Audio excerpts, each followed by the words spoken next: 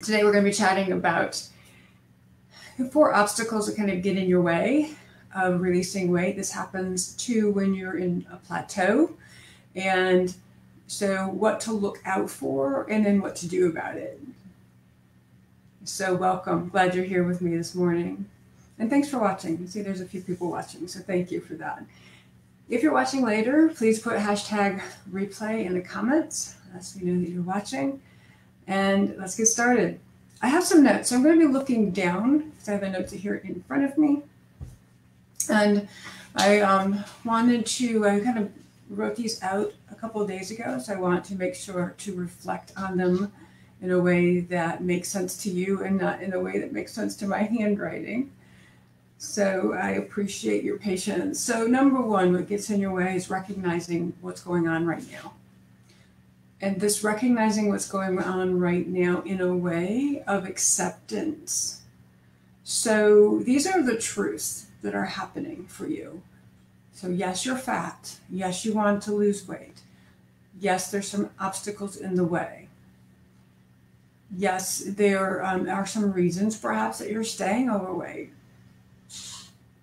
But this is recognizing where you are now in a place of curiosity rather than judgment. So you wouldn't step to the edge of the ocean, or being from Michigan, one of the Great Lakes, and deny that the waves are coming in against your toes. It is what is. Now the waves might be further out from the land and maybe further in the land. That is what is. So this is the truth. This is reality. It is what it is. Maybe you've binged ate or eating for many days in a row. That's what it is.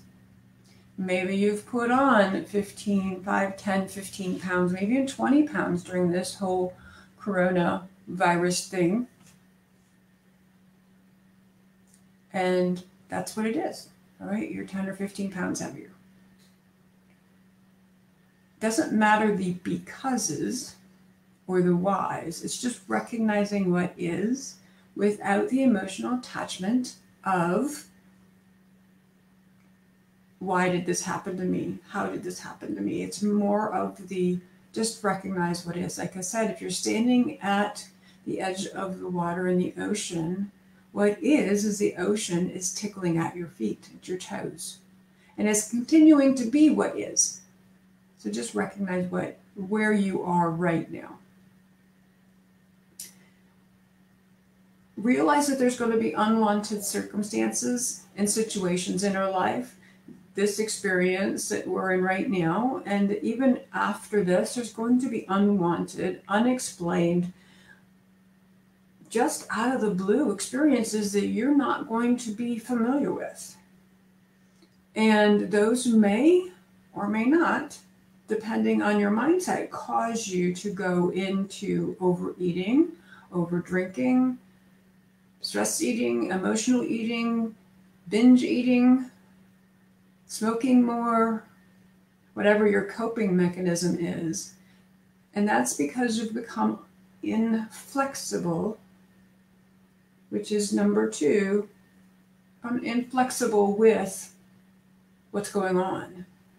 And those unwanted situations that throw you off course or off plan, you continue down the spiral by overanalyzing what's going on, by judging yourself, by criticizing yourself. What's wrong with me? How come I can't? This is crazy. I should be. I shouldn't be.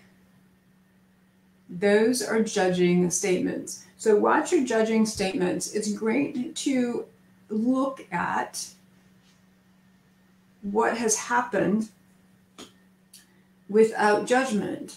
So you can identify what to avoid or distract yourself from or tap on to release that pattern. This endless loop keeps going around and around in your head about not recognizing where you are without judgment, and then over analyzing everything, and by asking through the judgment, by asking why this happened to me, what's wrong with me. I'll never be able to get that, and creating all of these excuses around around what's going on for you. I'm switching to my comments. So hopefully I can see your comments. If you're there, you want to make a comment. So number 3 is being rigid and unflexible. I talked a little bit about that earlier. There's going to be unwanted situations, circumstances in your life, things that you did not expect. There's going to be those phone calls that we all hate getting, that someone is ill or sick. Our pet is going to be, hi Candy, thanks for joining. Our pet might get sick. A child may be sick, a grandchild, someone in our immediate sphere of friends, something may have happened to them, car accidents, illnesses, it goes on and on, unwanted, unexpected. But you're too rigid in your plan around releasing weight to recognize what it is, unexpected, yes, creates anxiety perhaps, sadness, disappointment, fear, acknowledging whatever it is creating within you. Again, it is what it is. It is not should or could or would have.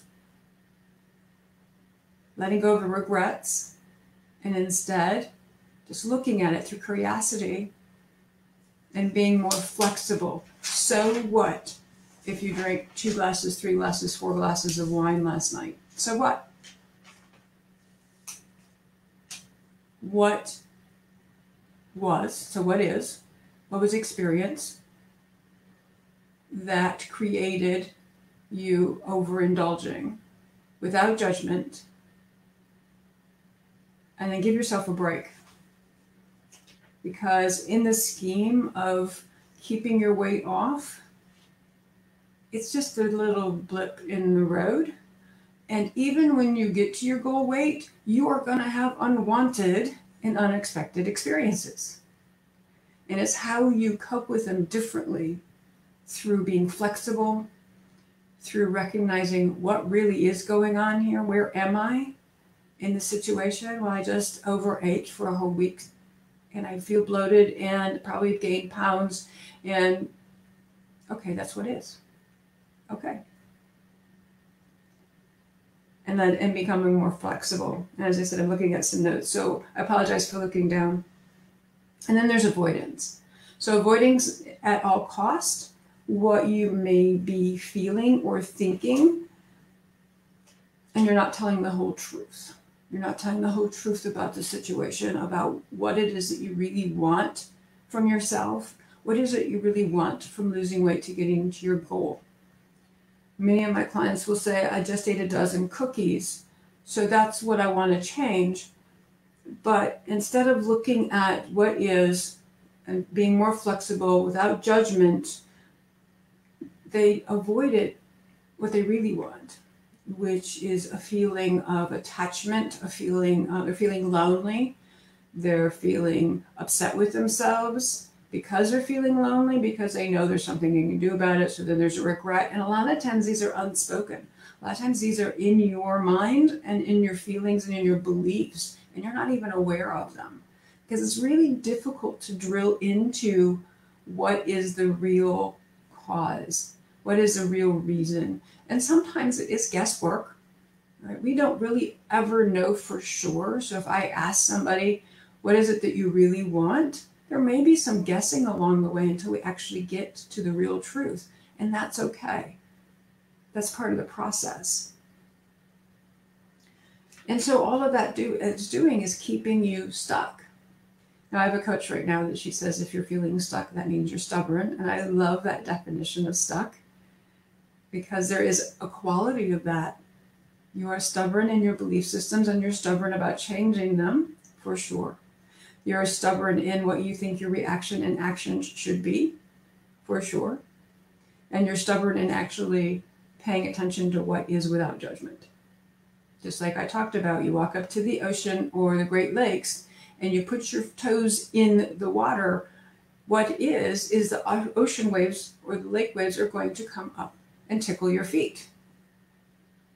That is it. It is what is. It has no regret or no circumstances about moving around you. It does what it does. It is not going to change. And maybe in a way that's a little inflexible, but that's not true either, because the waves will go further away from shore and further into shore. The waves will change with the wind. The waves will change with the temperature. So really, it's not inflexible, but it is what it is. So what do you do to get past this? So one, admit where you are. Admit where you are is, I'm 30 pounds overweight, I'm 100 pounds overweight, I'm 50 pounds, I'm 5 pounds. It doesn't matter, but admit where you are. And admit, too, if you are an emotional eater or a stress eater. A lot of people deny this, and that's what we just talked about. They deny that they overindulge with alcohol or food or smoking or exercise or watching too much TV or whatever it is that they are overindulging in. They deny it. They use it as an excuse. Well, I do that because. If you find yourself feeling in that sentence, I do that because the food's there, it tastes so good, those are very surface level answers, because that's not the truth. Food tastes good. It's supposed to. It's put on this earth for our pleasure.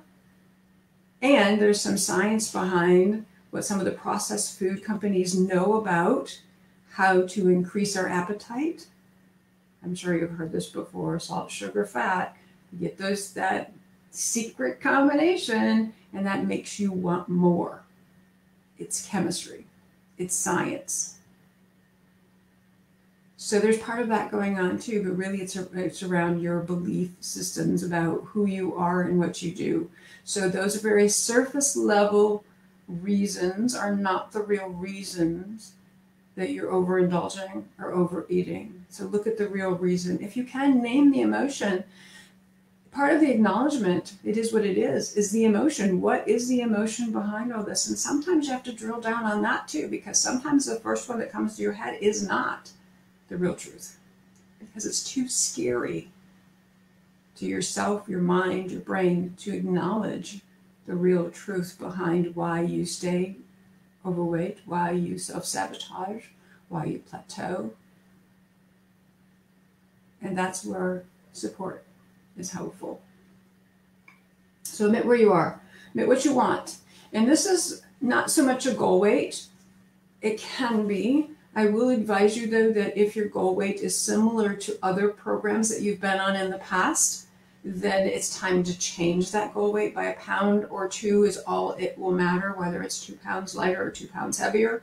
And here's why. The subconscious mind has acknowledged and connected your goal weight to failure, because you've failed over and over and over again. Even if you've gotten to your goal weight, along the line, whether it's been 2 weeks or 2 years or 7 years, the weight came back on. So when you set that same goal again, your subconscious mind sets up you failing, because that's what it's experienced. And so therefore, change your goal weight. What is it that you want? Now, the biggest question, you want that because, or you want that so that. Those are sentences that you can fill in. Not more than 10. I don't really advise people to go too deep into things, because then you're overanalyzing, and that gets us stuck. Analysis paralysis. So you want that because. If it is a goal weight, it could be your health. Yes, absolutely, you want that because so that. It can be 2 sentences, it can be together. If it is, what you really want is a more active social life, but you don't want to go out, which we can't a lot right now either. There's not a whole lot to do. So you want a more active social life. Let's say after all this is over, you can still have an active social life within the constraints of what we're going through right now. Then address that. And yet the weight is doing something for you. So you want that because so that. All right, so try that sentence.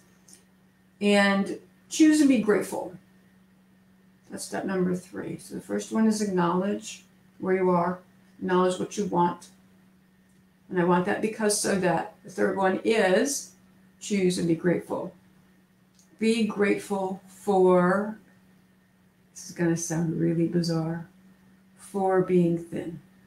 Be in that feeling of thin. Sit at your desk if you're working and imagine what it's going to be like 5 pounds lighter, 20 pounds, 100 pounds lighter. Imagine. If that's scary, we need to work on that. But if you can sit at your desk in just, I'm talking like seconds. I'm not talking meditation, lighting candles, lotus position, none of that. Just for a few seconds, sitting at your desk, imagine the feeling of thinner. Imagine and be grateful for already having it. It sounds weird because you don't have it. However, this is one of the ways to get whatever you want in life, by imagining. And you always have to take action. Don't just think that imagining and visualization is the way to get whatever it is you want, because it's not. But it is a great way to support what you want through action. So just imagine it. Maybe you're putting the dishes in the dishwasher. Imagine a thinner body. Imagine, I had someone say the other day that they're tired of the basketball they have in their belly when they try to put on their shoes or put lotion on their legs. So imagine what that would feel like. And it may have been so long that you can't remember. It doesn't matter about memory. What matters is that you create the image and the feeling of what you want. And then the biggest part is be grateful for already having it. Just heard a story today. I guess it was Greg Brady that was telling the story, and I was hearing it from someone else. So I actually haven't read this, but I know from my past reading and experiences that this is true. American Native Indians were having a drought, so they asked him to go along to pray for rain, and they walked and they walked and they walked into the desert, and then they stopped, and the person that was in charge of this little posse of praying for rain turned around and said, "Okay, we're done." And he's like, "What do you mean? I thought we just got here. How can we be done?" Well, the entire time they were walking through the desert, they were in gratitude for the rain, and it soon rained after that. So that's part of the process around this, is imagine yourself thinner. What is that going to feel like for you? And then imagine it, feel it, experience and have grateful thoughts around it from your heart, if you can move it down to that. Most of the time we're in our head about I'm so grateful for, but feel it. I'm so grateful for being able to bend over without that basketball in my belly. I am so grateful of this feeling of accomplishment and success. I'm so grateful for being able to walk up the stairs without pain. I'm so grateful that I can play with my grandchildren and go swimming and kick a ball around with them. I am so grateful. So what is it that you want when you're thinner, that you're having difficult with now? But that's your desire. I want to be thinner because I want to play with my grandchildren so I can experience the joy of being a child again, and the joy of watching them have fun and play. And be grateful. Be grateful. Imagine yourself being there. Again, split seconds. It doesn't take a whole lot of time. And then pick an action. A small step that's going to get you towards that. Not a radical decision about a radical diet that's going to create deprivation and starvation and willpower. No radical changes in your exercise program. Small, doable, ridiculously stupid steps, action plan. Because that will help in your achievement of moving forward. And I'm going to add one more thing that just came to me. It's about recognition, too, of your successes, as small as they are. So a lot of times we have a big goal, and that big goal seems like it's out there. And so these little small successes we don't acknowledge. Acknowledge them, celebrate them, create a neural pathway for winning. I wasn't taught to win, were you? So let's teach our brains to win. Let's be okay with winning, even when others can't or don't know how. So there you go. The 4 reasons why we stay stuck, get to plateaus, and a bonus on how to get past it so that it becomes real for you. And until next time, sending you love. I would love to hear your comments about what your thoughts are around this and where you are in these stages. Until next time, sending you all love and peace. Next time, bye now.